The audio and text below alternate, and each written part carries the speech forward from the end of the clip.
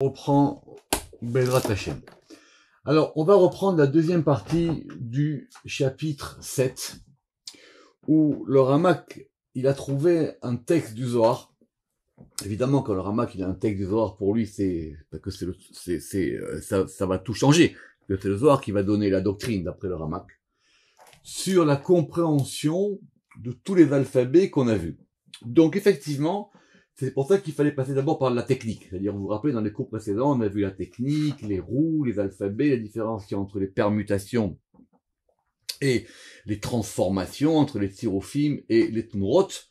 Et on a donc un texte qui va résumer tout ça. Évidemment, ce texte, il fait appel à des noms que j'espère que vous connaissez. Ces noms-là, on les a déjà vus en grande partie dans She'ar Pratei Hashemot, donc il faut effectivement connaître ça. Donc on va relire le texte et on va reprendre l'explication. Donc ce texte, il est dans Parashat Trouma, dans le Zohar. Ici, apparemment, c'est marqué en 132, A ou B, je sais pas. Shema de Membet, Advan, le nom de 42 lettres.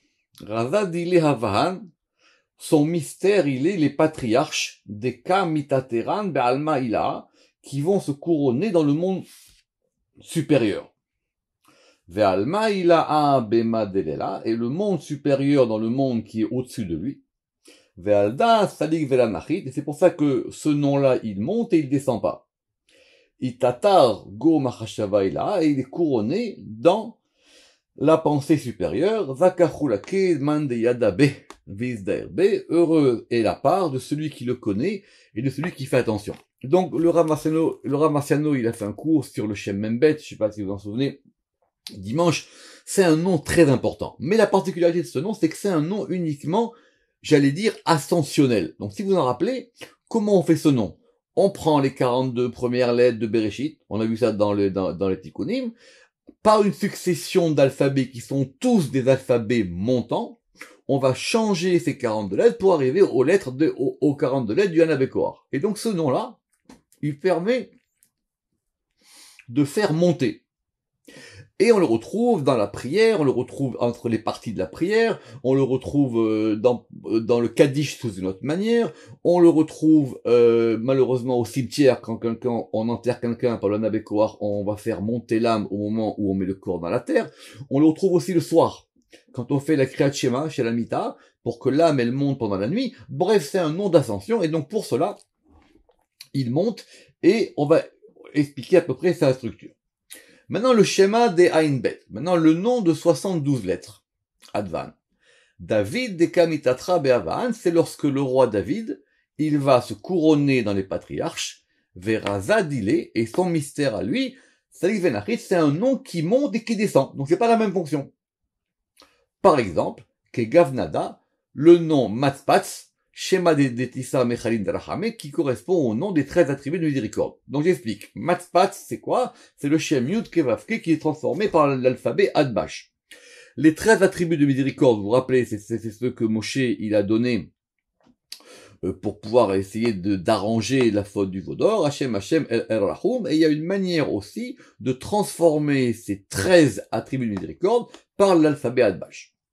Et donc ces 13-là, Inun Trissar, Raza de Ratira Kedisha, c'est le mystère du chariot saint, des Nafik Mechad, qui sort de un, des Sharia Laïou, qui se repose sur eux.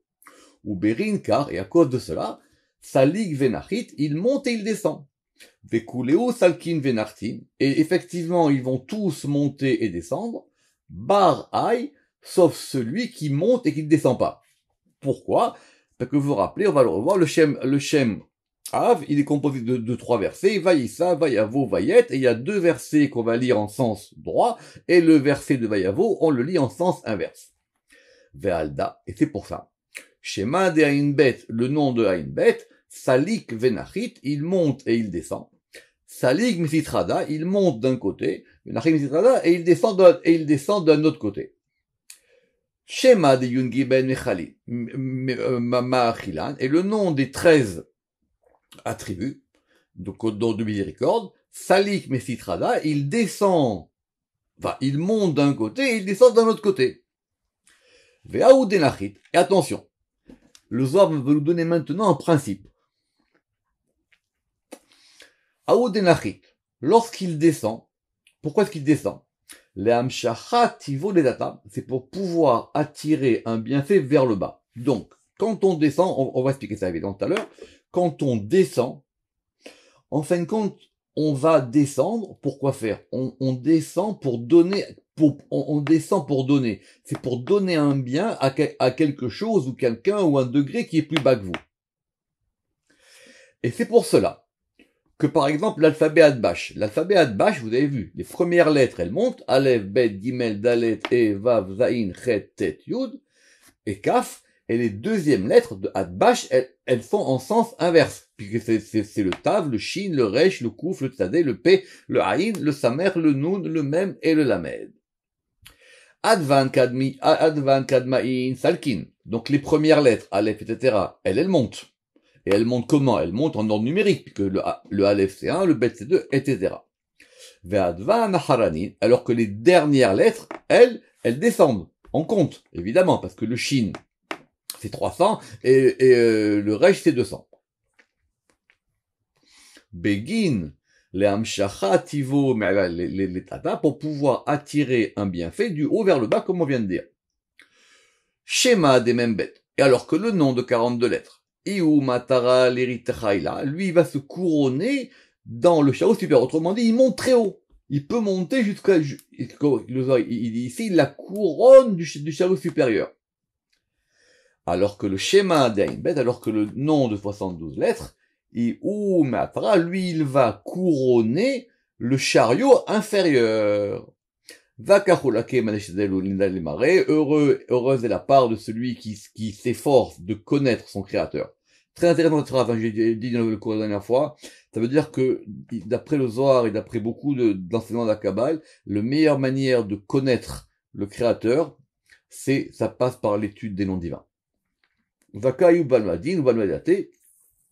Heureuse est sa part dans ce monde-ci et dans le monde qui vient.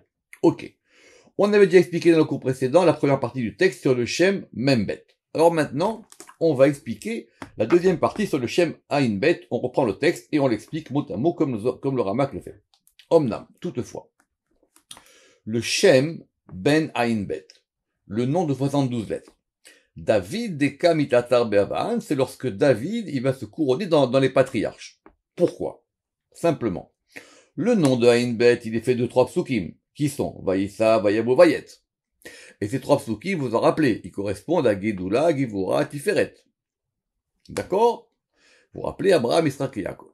Maintenant, comme on a 72 lettres dans chacun des versets, qu'on va mettre les versets un à l'endroit, un à l'envers, un à l'endroit, on va avoir donc des triplés de groupes de 3 lettres qu'on va lire qu'on va lire de haut en bas.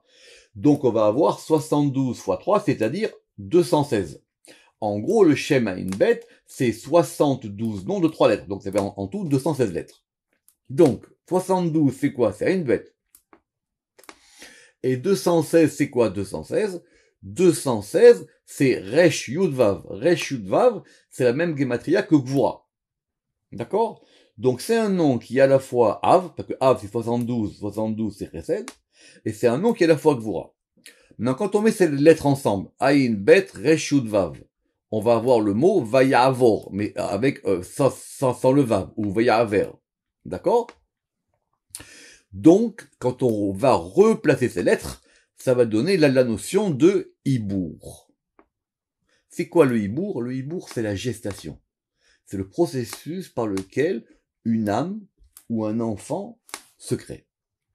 Parce que, évidemment, comme on vient de dire, que Hibour et Vayavor, Otiod Dadin que Otiod et Dadin, les lettres, ce sont les mêmes lettres. Et donc, il va donc descendre, où il y aurait de l'hémata. Pourquoi? Par le mystère de l'union de l'homme et de sa femme, qui sont donc Tiferet et Malchut, parce que c'est là-bas que vont être en gestation les âmes. Donc c'est un nom fertile, on va dire. C'est un nom qui va permettre de mettre des choses en gestation. Et donc, Velachen, Ole, Besod Apasu Kameupa. Même nous, on a 3 versets. Donc les 2 versets, le verset qui est à l'envers, lui, il va indiquer l'élévation. Lachen, ole, besoda pasuk ameupach, amoré alia, parce qu'il va indiquer donc la montée. Veistalkut et mala, et le fait que ça monte vers en haut. Alors, notez cette première idée. Quand c'est inversé, ça monte. Parce que pourquoi? Pourquoi il est inversé? Parce qu'au lieu de regarder vers le haut, il regarde vers le bas. Qui ou offert et panav, la halot el mekoro. Il va donc, pardon, quand il s'est inversé, c'est-à-dire il regarde vers le haut. Eh oui. Alors, c'est la question qu'on va se poser aujourd'hui, une question technique. Quand on a un alphabet normal, qu'on va de Aleph à Tav, on va dire qu'on monte ou qu'on descend. Et quand on a un alphabet inversé, comme le Tashrak par exemple ici, alors le Ramak il a l'air de dire ici que puisqu'on a inversé le deuxième pasouk, qui est le pasouk donc de Vayavo, là, comme on va selon un ordre inverse, quelque part, c'est quelque chose comme si on montait vers le haut. En gros, c'est comme un regard. Est-ce qu'on regarde vers l'en haut ou vers l'en bas? Alors, vous savez que par exemple, même quand on fait des exercices physiques, quand on va tourner la tête, ou qu'on monte ou qu'on descend, on n'aura pas les mêmes énergies. C'est pour ça que dans la Amida, c'est important. Où est-ce qu'on regarde, où est-ce qu'on regarde pas. Normalement, dans la Amida, on doit baisser les yeux. Mais quand on va se prosterner, ça va être différent, évidemment. Alors,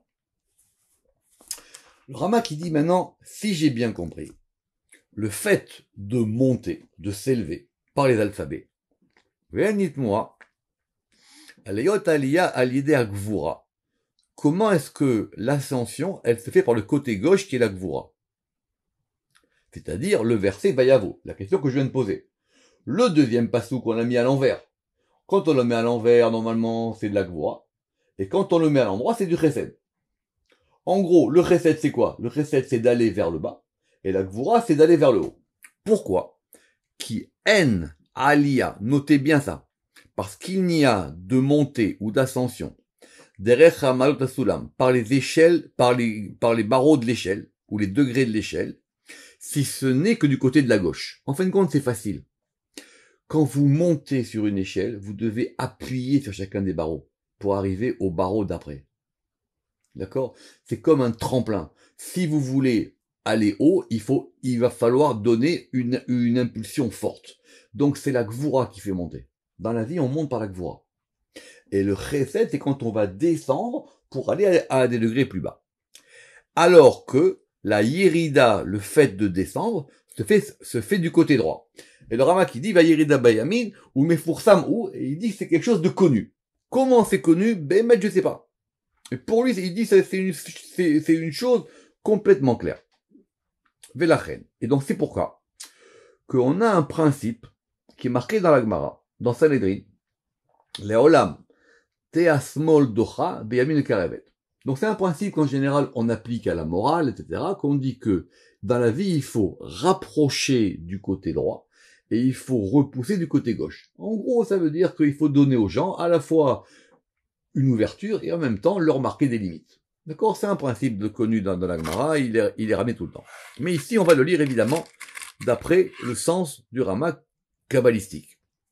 C'est-à-dire, on comprend quoi? Que cette notion de déchia, le fait de repousser, c'est le fait de monter. Donc ça veut dire on monte par la gauche et on se rapproche des degrés inférieurs par la droite. Velachen, aistalkud besmol, morel la déchia. Donc c'est ça, c'est cette notion de déchia, d'être doré, de pousser. Ce qui n'est pas le cas, machien ken, shimotarachamim, en ce qui concerne les noms de miséricorde. Pourquoi? Parce que le principe, c'est quoi le principe finalement de la miséricorde? Quand Moshe il fait les 13 attributs de miséricorde, il veut faire descendre quelque chose en bas. Ou amshacha lemata, il veut faire descendre quelque chose en bas. Besoda ashpa nishpeet, pour faire descendre un influx. C'est comme quelqu'un qui veut faire descendre de l'eau, donc il va verser la cruche. Alors, rappelez-vous cette histoire de la cruche, qui c'est qui avait baissé la cruche? On l'a vu dans l'Anticonazoir. Vous vous rappelez ou pas? Le cadre. Vous regardez la voie de l'Anticonazoir. Vous me direz après qui est cette personne qui a baissé la cruche. Et donc, c'est pour ça que quand on a dit que les 13 attributs de miséricorde, on peut les mettre en Adbash, et donc on aura Matzpatz à la place de Yudke Vavke. Donc c'est ça. Kegavna da. Matzpatz Shema Detissa Machilan Derachame. Et qui sont donc la transformation des 13 attributs en Adbash. Qu'aimé pour ça. Et le Rama qui ramène aussi une fois de plus, ça veut dire comme c'est connu. Donc apparemment c'est connu. Et du côté alpha beta, chez Ba ou Mitralef, BRRZ, et en fonction de l'alphabet qui va donc se changer, on pourra dire qu'il monte et il descend. Nikra ole veyored. Ça va dépendre de quel alphabet on utilise. Ve'amar. Et c'est pour ça qu'on a dit que ce sont les 13 dans le mystère du chariot. Pourquoi? Parce que cette notion de 13, elle est importante et on va faire le Ramak va nous faire un petit résumé de cette notion de 13. Évidemment, tout le monde sait que 13 c'est Had, etc. Mais d'où ça vient cette notion de 13? D'où ça sort qu'il y a 13 attributs? Alors il faut revenir au Sefer Yetzira. Dans le Sefer Yetzira, si vous vous en souvenez, on avait parlé là-bas de ce qu'on a appelé les 12 arêtes du cube. C'est quoi? C'est le degré de Tiferet qui va se déployer dans les 12 directions spatiales. Vous vous rappelez toutes les 12 arêtes du cube? C'est-à-dire, vous vous rappelez, on avait vu nord, sud, est, haut et bas. Donc ça, c'est le principe de 12. D'accord. Mais ce principe de 12, il part d'un centre. Ce centre, c'est Tiferet. Donc c'est le principe du centre. C'est pour ça qu'on va rajouter un kollel. Le kollel, on en reparlera dans les guématriotes, c'est le principe de rajouter 1 à tout compte numérique. Mais pourquoi on rajoute 1? Parce qu'on veut remettre le principe unitaire au sein de la diversité. Donc, je vous lis. Les 12, c'est quoi? M Yud Bet Gevulin. Ce sont donc les 12 arêtes du cube. Vers Koach HaKollel, plus la force totalisante, qui est donc la racine, le Mekor, à Mashpi'am, qui va donc donner la force, et qui va créer les 13. Et oui, que ces 12-là, ils prennent leur énergie d'où? C'est simple, vous prenez un point, et ce point maintenant, il va dégager 12. Mais, on compte 12 ou 13. Or, en fin de compte, ces 12-là n'ont de force que depuis ce point-là du milieu qui leur donne leur énergie. Et où est-ce qu'on a vu les 12? On a vu les 12 dans le Midrash. Lorsque Yaakov, il s'est endormi. Vous vous rappelez, lors du rêve de l'échelle. Et il y avait des pierres. Et il y avait 12 pierres. V'em yud bet avanim she'em markava tiferet. Et donc, ces 12 pierres, elles sont donc l'assise, le chariot de Yaakov qui est tiferet. C'est pour ça que Yaakov, il aura 12 enfants. En tout cas, qui va faire les 12 tribus. Il dit à ce principe-là. Je répète, c'est quoi 12? C'est le principe de Tiferet qui va dans les 12 directions. Et ça, on l'a expliqué dans le Beïnyan du Givoulim, on l'a expliqué dans Shar Praté Hashemot au chapitre 6. Et donc, les 13, ou à Mekor, à Matzila, à Masovev Otam, c'est effectivement cette chose-là qui entoure tout. Et c'est ça qui va permettre qu'il y ait une résidence, on pourrait même dire qu'il y ait une aura, une lumière globale. C'est pour ça que ce nom de 72, il monte et il descend. Berinkar Salik Venachit. Explication. Mita'a Meyoto Rahamim. Puisque ce nom, c'est donc un nom de miséricorde. Je répète, Moshe, il a invoqué ce nom, ou plutôt on lui a donné ce nom, pour qu'il puisse effectivement apporter des miséricordes qui vont adoucir la rigueur qui a été faite après la faute du veau d'or. Donc c'est quoi ce principe de la miséricorde? C'est justement de descendre pour donner un influx. Besséder. Vekulehu salkin, et tous y montent. Explication. Parce que, alors, le Rama qui nous donne ici des grands principes. Qui a aliyah tzorech à la Kabbalah? Lorsqu'on monte, c'est pour recevoir. Lorsqu'on descend, c'est pour donner. Donc, on est à la fois or et keli. C'est-à-dire, quand on monte, on devient un keli pour recevoir, et quand on descend, on est un or. toute cette Kabbalah-là, de donner et recevoir, c'est la Kabbalah que le Rav Gottlieb a expliqué dimanche, qui est toute la Kabbalah du Soulam. C'est-à-dire que c'est à chaque fois un principe de Noten ou Mekabel. À savoir un principe de Or et de Keli. Et que les deux doivent être ensemble et qu'on a ça à tous les degrés. Retenez. La Aliyah, le fait de monter, saurait à la Kabbalah, c'est pour pouvoir recevoir. Et le fait de descendre, c'est pour pouvoir influer. Donc, soit on reçoit, soit on donne. Et maintenant, les noms aussi, ils montent et descendent. Kolashemot, Olim, Veyordim. Ils vont monter pour pouvoir recevoir un influx. Olim, les Kabel, Veyordim, les Hashpia, ils vont descendre pour pouvoir donner un influx. Kederech, Akochot, Ve'ashemot, selon le principe des forces et des noms. Donc, dans les noms aussi, on trouve ça. Donc, quand un nom, il monte, c'est pour qu'il reçoive un influx. Et quand un nom, il descend, c'est pour pouvoir donner un influx. Sauf, Zulati, sauf le nom de 42 lettres. Le Shem Membet. Parce que lui, il monte les Itater, les Maala, pour pouvoir se couronner en haut, et il descend pas. Une petite parenthèse très importante. Le Ramak, il a dit quoi ici? Il a dit que le nom, il monte.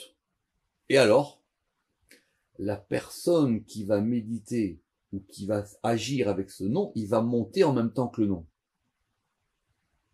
C'est très intéressant, ça.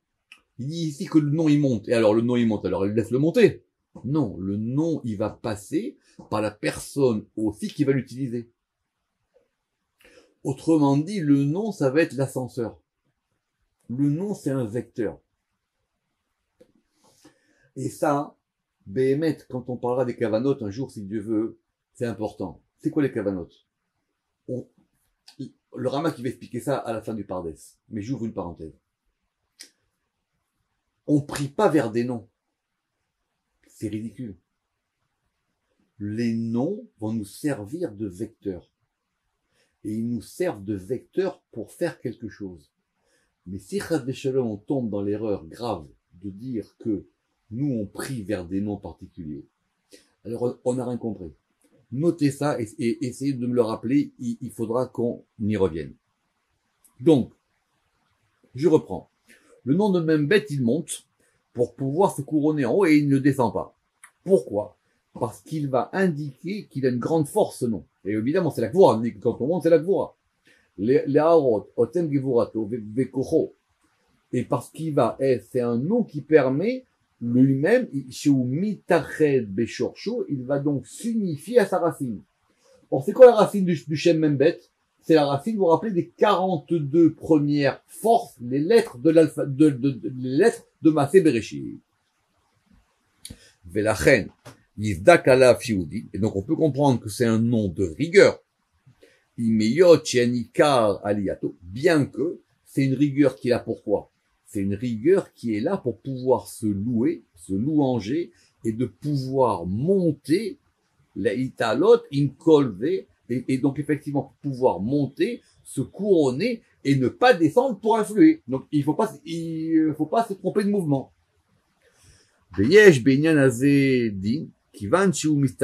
Et donc c'est pour ça que ce nom-là, il est lié à la rigueur, parce qu'effectivement, c'est un nom qui monte, et qui donc n'influe pas, donc il ne descend pas. Alors que le Shem Ain Bet, c'est différent. Pourquoi? Parce que le Shem Ain Bet, lui, c'est un nom de miséricorde. Et donc lui, il va monter et descendre. Pourquoi est-ce qu'il monte et descend? En fin de compte, il prend des forces et il les ramène en bas. Donc c'est un nom, on va dire, bidirectionnel. Il monte et descend. Et c'est ça que le Zohar a dit. Ve'alda. Shema de Ain Bet Salik Venachit, le nom de 72, il monte et il descend. Et ça, évidemment, c'est aussi lié au nom des 13 attributs de miséricorde. Parce que les 13 attributs de miséricorde, c'est donc de la miséricorde. Qui est midot el shalhamim. Or, le secret de la miséricorde, c'est quoi faire? La miséricorde, c'est justement descendre pour pouvoir donner à quelqu'un. Et c'est pour ça qu'il monte et il descend. Donc, que ce soit le nom Ain Bet, ou que ce soit le nom Yud Gimel, à Kol Davar Echad, ça revient au même. On va dire c'est le même principe. Parce que le Shem Ain Bet, lui, il va dépendre des 12 Gevulim, qui sont les 13, comme on a dit, comme on l'expliquait dans Chapraté Hashemot. Alors, le Ramak, il va effectivement très vite. Parce que de là, on comprend que, si vous suivez, 6 fois 12, ça fait 72. Donc, la racine du Shem Ayin Bet, elle provient des 12 arêtes du cube, qui peuvent correspondre aussi aux 12 permutations de Yud-Kei Vav-Kei, mais ça, c'est évidemment très, très complexe. Et donc, Rabbi Shimon Bar Yochai, il nous a ramené ici les 13 midot de Rachamim pour nous faire comprendre, ou pour prouver, là, que le Shem Ayin Bet, qui est donc un nom de miséricorde, et qui est donc un nom, on va dire, influenceur, et donc c'est pour ça qu'une fois qu'il est monté, une fois qu'il est monté, il descend. Il monte et il descend. Et c'est comme ça qu'on a expliqué le texte du Zohar. Alors, il va nous rester maintenant un paragraphe très important. Parce que le Ramak, il va poser une question difficile. Donc, si on résume ce texte du Zohar, que le Sod, le secret, des alphabétotes, des alphabets qui montent, et des alphabets qui montent et qui descendent. Vous avez compris? Donc on a le principe monter, descendre, ou monter et descendre. On a appris aussi de ce texte du Zohar, qui a au lot, que quand on monte, un besod à aliyah, et c'est effectivement par un principe de montée aussi numérique. Quand on monte numériquement dans le nom, Aleph, Bet, Gimel.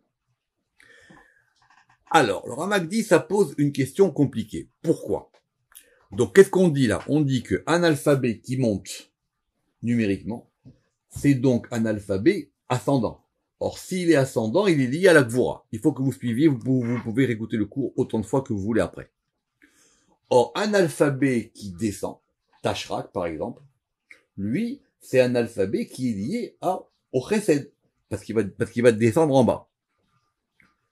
Alors, le Ramak qui dit, mais, de cacher, qui les fisait? Parce que d'après cela, Ayara ou chez Alpha, Beta, chez l'Alev, Bet, Gimel, Dalet. Il aurait été donc logique, ou en tout cas clair, qu'un alphabet de Aleph, Bet, Gimel, Dalet, qui donc indique la Aliyah, il soit donc lié à la Malchut.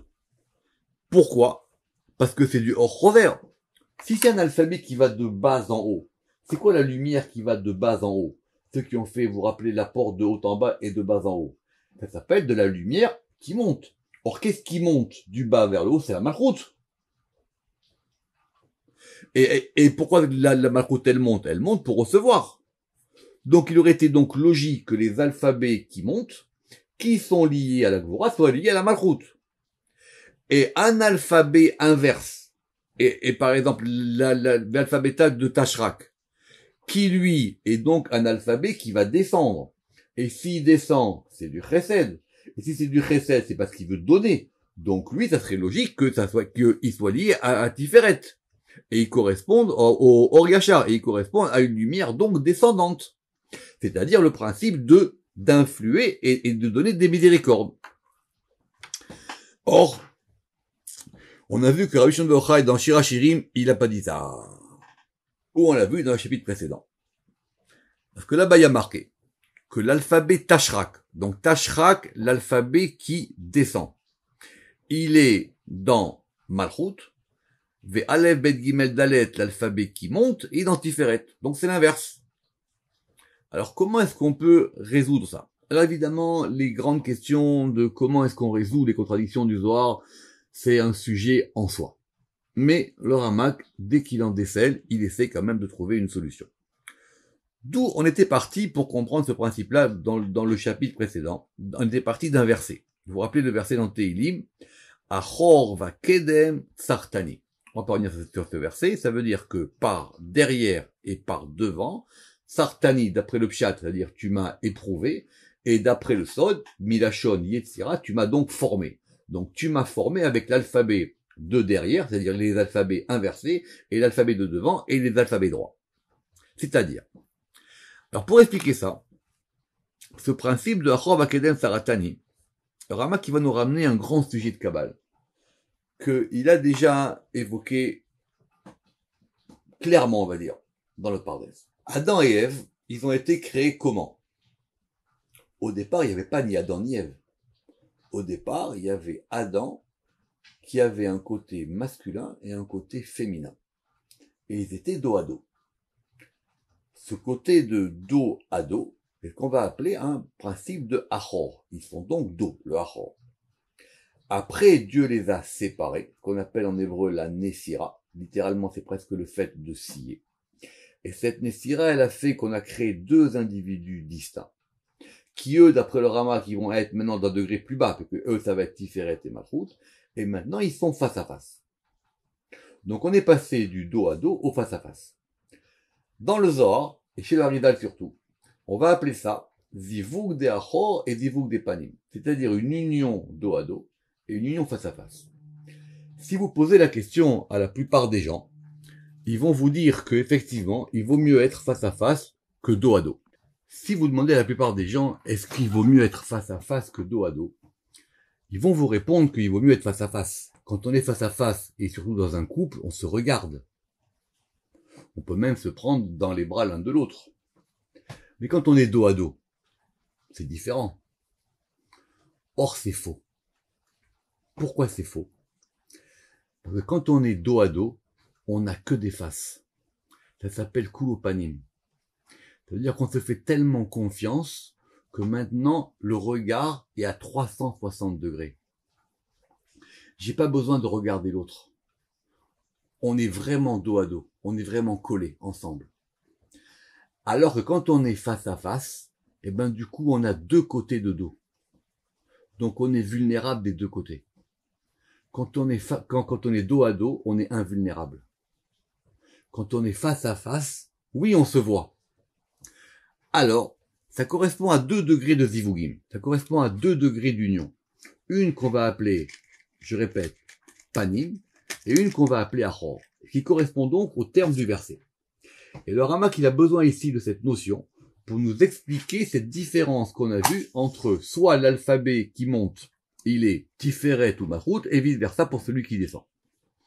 Adam et Ève, avant la Nessira, on a expliqué ça, vous vous rappelez, dans Shar Miut Yarear au chapitre 2. Et donc, c'est pourquoi qu'ils étaient dos à dos. Mais ils étaient collés dos à dos. Or, quand ils sont collés dos à dos, le principe masculin, Azachar, Poné les Maala El Shorshav. Il va donc regarder vers le haut pour se rapprocher de sa racine. Et le féminin, il regarde vers le bas. Comme ça, effectivement, on a tout. Donc, le principe masculin, qui est donc Tiferet, c'est ici un principe montant. Et le principe féminin, c'est un principe descendant. Et on comprend maintenant pourquoi. Ça veut dire que la Malchut, elle peut être aussi quand elle est dos à dos, elle monte. Mais quand elle est face à face, elle va descendre. Donc, d'après ce principe de Achor, de dos à dos, que le principe de Aleph, Bet, Gimel, Dalet, ça va être un principe de face, quand on est face à face. Et là, effectivement, on va dire que ça monte. Et que le principe de dos, c'est le principe de Hadbash. Ici, il y a marqué Tashrak, en fin de compte, c'est plus mieux Tashrak que Hadbash. Et donc, le masculin, il regarde vers le haut par le principe du dos.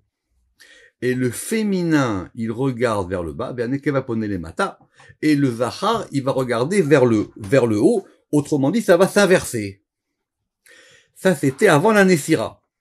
Mais après la Nessira, une fois que maintenant on les a remis face à face, et que maintenant leur union ve'ayachiburam panim bepanim, alors le Zachar, lui, il est mashpia, il va donc influer et il regarde vers le bas, vers le féminin.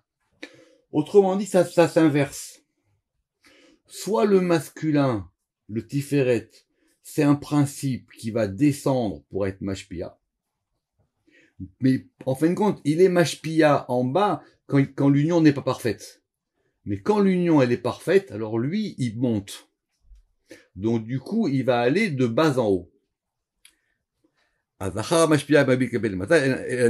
Et le féminin, c'est pareil. Le féminin, quand il est dos à dos, alors c'est un principe qui maintenant va être capable de descendre pour influer plus bas. Et quand il est face à face, c'est un principe qui va remonter pour aller vers l'origine. Pour aller du côté du masculin, pour pouvoir recevoir du masculin, parce que les deux, ils veulent recevoir l'un de l'autre. Et c'est pour ça qu'on peut dire de cette manière-là, que ici, dans ce cas-là, l'alphabet Aleph, Bet, Gimel, Dalet, il est donc lié au masculin, c'est-à-dire que c'est un alphabet Zachar, ça veut dire que donc, on a dit que c'est un alphabet qui va descendre pour pouvoir influer. Et l'alphabet Tashra, qui est l'alphabet qui maintenant veut remonter pour la source, c'est un alphabet lié au féminin, comme on a expliqué. Alors, je vous dis, c'est très complexe, ça fait partie des textes les plus complexes de tout le Pardes, donc 100 fois et 101 fois ne seront pas superflus pour pouvoir comprendre tout ça. En tout cas, Veine, Nichlal Chelek Atziru Bechol Atarich, on a donc maintenant terminé tout ce dont nous avions besoin, dit le Ramak, pour comprendre les notions de Tzirouf et de Temurot. Et donc, dans le chapitre prochain, qui va être le dernier chapitre de cette porte, on va maintenant étudier en détail tout ce qui est lié à la Gematria. Baruch Adonai Le'olam, Amen ve Amen.